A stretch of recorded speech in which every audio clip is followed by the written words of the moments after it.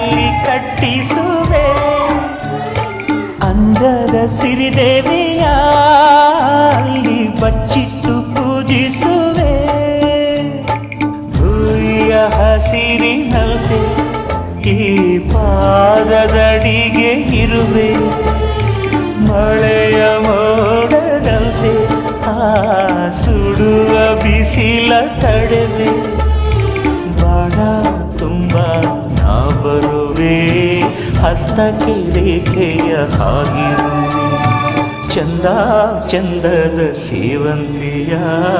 ಅಂದಕ್ಕೆ ಕಾವಲು ನಾನಿರು ಸೇವಂತಿ